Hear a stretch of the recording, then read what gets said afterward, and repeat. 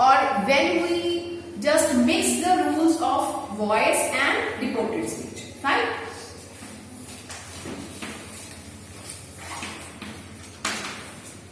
Voice and reported speech. When you convert, you usually get confused. Fine. Beta for reported speech.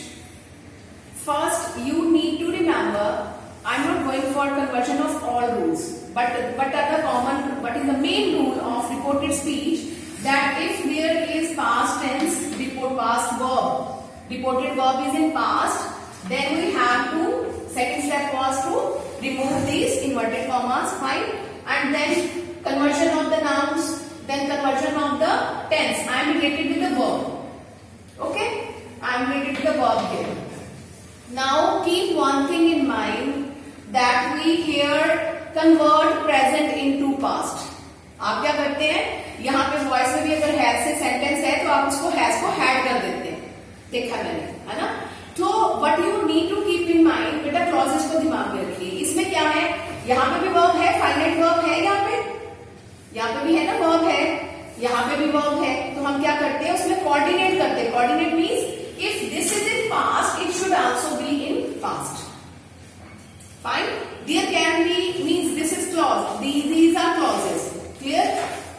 If first clause is in past tense, आप question में भी ये problem करते हैं. When you write the answers of the textual questions, वहां पे भी ये सेम प्रॉब्लम करते हैं कि you start an answer with the past tense, then in the second sentence you goes to present tense, फिर थर्ड में फिर past tense, फिर ये कंफ्यूजन नहीं चाहिए. The same is here. If this is in past, then it should be also in past. इस coordination को दिमाग में रखना. बाकी according to the tense we have to change. All present are converted into past tense. Fine. For these voice, you know that for voice we change subject, object, and verb and object. Fine. Object becomes subject and subject becomes object. Fine. We need not to change the verb. Why present to past? ठीक है. For these I have to keep in mind. मैंने आपको बताया be, being and being. ये three formula, three bes का फॉर्मूला अपने voice में याद रखना. Clear? First is B.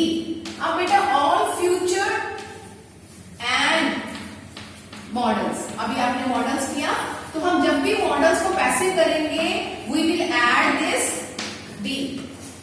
Shall be, will be, can be, may be, might be, ought to be, could be, would be. जब भी किसी एक्टिव में पैसिव करना है, मॉडल है, तो वहां पे हम क्या ऐड करेंगे? be. Then for ing, having is, am, are, ing, we will add this being plus continuous tense. Is, am, are, was, were plus being plus बेटा V3 तो इसका रूल है. In all kinds we will follow this rule. V3 passive में कुछ confuse नहीं करना है. V3 याद रखना है और ये 3 B's याद रखने हैं. Clear? With ing sentences is, am, are, ing, was, were, ing, we will convert this into is, am, is plus being plus V3.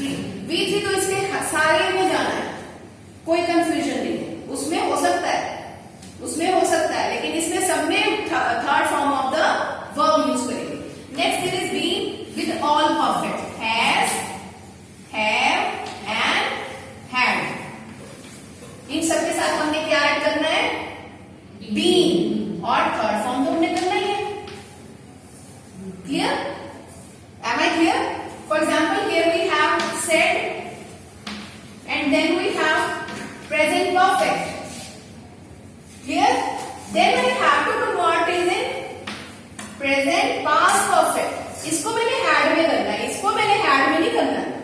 यहाँ पे मैंने क्या has है तो मुझे क्या करना है? been add करना है. Clear? So this confusion should not be there. You get confused जब आप ये दोनों करते हो एग्जाम्स में, तो इस स्टेज पे आपको ये क्लियर होना चाहिए कि मुझे वॉइस में क्या कन्वर्जन करनी है और मुझे रिपोर्टेड स्पीच में क्या कन्वर्जन करनी है. ठीक है. Now for the clauses. आपने जब फ्रेजेस या क्लॉजेस उठाया, बेटा देखिए आपने प्रॉब्लम कर रहे हैं पिकिंग में. फ्रेज ठीक है, पिकिंग में क्या है, for example you are picking adjective phrase और you are taking this adjective clause. Clear?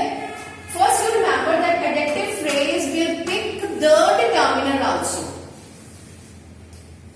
She is the most beautiful girl, तो द मोस्ट उठाएंगे वहां पे, द मोस्ट प्रॉपर उठाएंगे ना, the most beautiful girl sitting in the room, that is adjective ना.